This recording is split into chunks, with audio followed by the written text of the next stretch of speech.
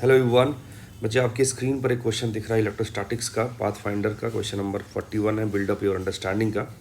Question बड़ा ही अच्छा है। क्वेश्चन एक बार आप लोग रीड कर लीजिए, है ना, और मैं एक्सप्लेन कर देता हूँ क्वेश्चन कह क्या रहा है। आई थिंक आपने इसे रीड कर लिया होगा बच्चे। क्वेश्चन जो है, इसमें दो मेटालिक प्लेट्स हैं, ए और बी, ठीक है ना, और इनको हमने अर्थ कर रखा है एग्जैक्टली मिड पॉइंट पे, mid way between the plates a dielectric plate is placed, है ना, and this plate is named as C. ठीक है ना, रख दिया हमने उसको। इसके बाद क्या हुआ है कि इसको हमने थोड़ा सा एक्स लेफ्ट वर्ड हमने इसको डिस्प्लेस कर दिया है, शिफ्ट कर दिया है। तो हमसे पूछा है कि जब वो इस नए पोजीशन पे आएगा तो what would be the force on this dielectric plate due to the remaining plates A and B. ठीक है ना, तो यस, उसे करने का प्रयास करते हैं। यहाँ पे जो ये चार्ज लिखा हुआ है, charge uniformly distributed in its volume, इसको लेके बहुत कंफ्यूज मत होइएगा। जो आप पहले से पढ़ते आए हैं कि नॉन कंडक्टिंग प्लेट जो होता है उसकी वजह से जो रिजल्ट है वही सब यहाँ लगेगा। ठीक है ना, डाइलेक्ट्रिक का मतलब कुछ नया नहीं होता। डाइलेक्ट्रिक मतलब है इटसेल्फ अ नॉन कंडक्टर और you can say is a insulator. सही बात है ना।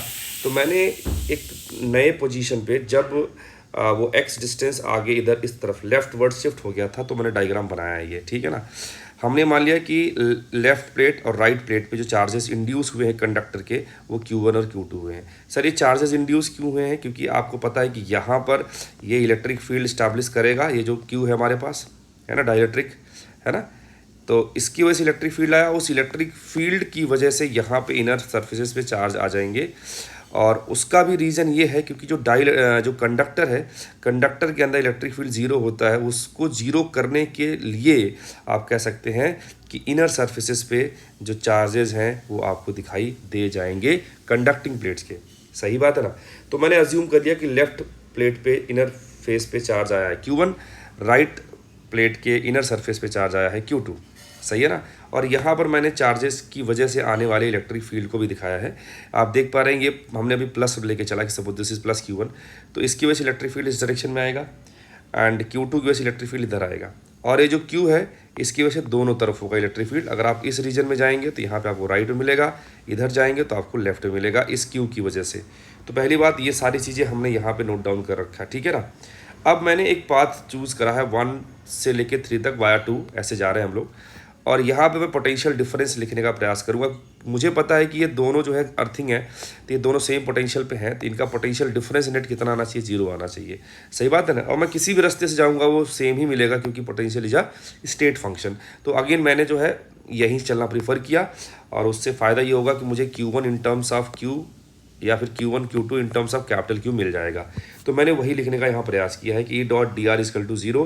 0 क्यों किया? क्योंकि यहाँ पे आता है आपका माइनस डेल्टा V, और आपको बताया मैंने कि A and C are at the same potential, तो इस वजह से वो 0 आ जाएगा पोटेंशियल डिफरेंस। अब यहाँ पे देखिए ध्यान से, मैं 1 से 2 वाले रीजन में चलूँगा तो नेट इलेक्ट्रिक फील्ड आएगा due to Q1 and due to Q।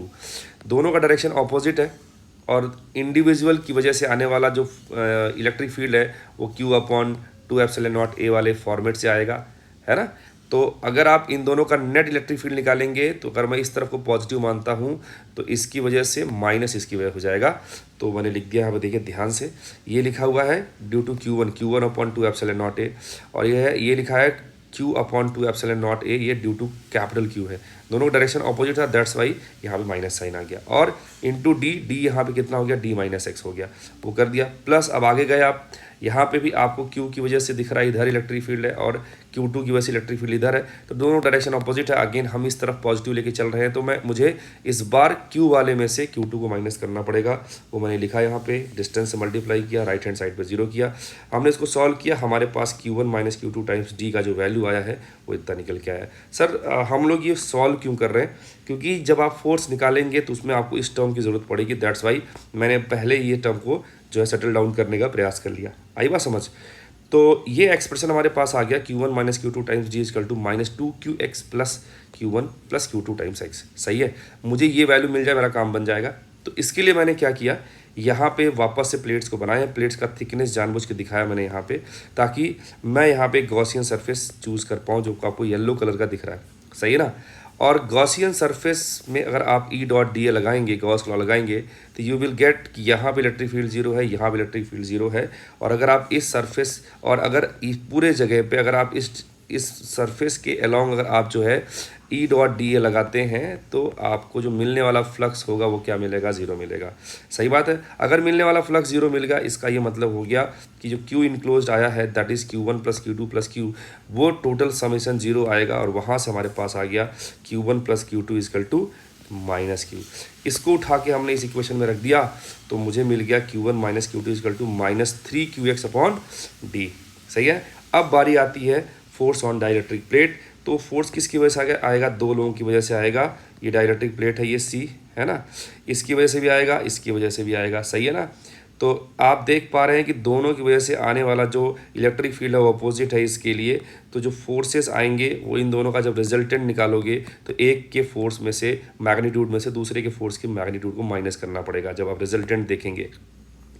तो चूंकि Q दोनों के लिए कॉमन है तो एक की वजह से आने वाला इलेक्ट्रिक फील्ड और दूसरे की वजह से आने वाला इलेक्ट्रिक फील्ड में लिख दिया।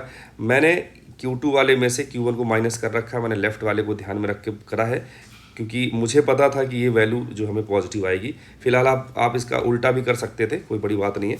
ठीक है। तो हमें बेसिकली मतलब इस बात से था कि दोनों का इलेक्ट्रिक फील्ड ऑपोजिट था, इसलिए यहाँ पे माइनस साइन आ गया है ना। तो ये हमने देखा ध्यान से, यहाँ से Q2 माइनस Q1 आया और Q2 माइनस Q1 की वैल्यू ये हमारे पास थी, उसको उठा के ला के हमने यहाँ पर चिपका दिया और उसकी वैल्यू थी -3QX अपॉन डी। जबकि हमें चाहिए था Q2 माइनस Q1, तो ये वैल्यू माइनस के साथ प्लस हो जाएगी। यहाँ रखते ही हमारे पास फाइनली जो वैल्यू आया है वो क्या आ गया, 3Q² upon 2A epsilon not into D times x. ये बहुत ही प्यारा क्वेश्चन था, आई होप आपको समझ में आया होगा। एंड अगेन इस एक्स को देख के ये कन्फ्यूज मत होइएगा कि SHM करेगा, क्यों नहीं करेगा, क्योंकि आपका जो प्लेट है सी उसको डिस्प्लेस भी आपने लेफ्ट में किया है और इस पर लगने वाला फोर्स भी लेफ्ट वर्ड है। तो ये is example of unstable equilibrium है ना, ये स्टेबल इक्विलिब्रियम नहीं है। तो अगर स्टेबल इक्विलिब्रियम नहीं है तो it will not perform SHM।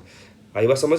अच्छा एक चीज़ और है, अगर आप इसमें जो रिलेशन निकाल रहे थे कि Q1 प्लस Q2 जो है वो -Q के बराबर आएगा, इसको एक और तरीके से सोचा जा सकता है कि अगर हम इस प्लेट्स को ध्यान से देखें तो इससे निकलने वाला जो टोटल फ्लक्स है हर एक डायरेक्शन में, टोटल फ्लक्स आएगा Q अपॉन एप्सिलॉन नॉट आएगा।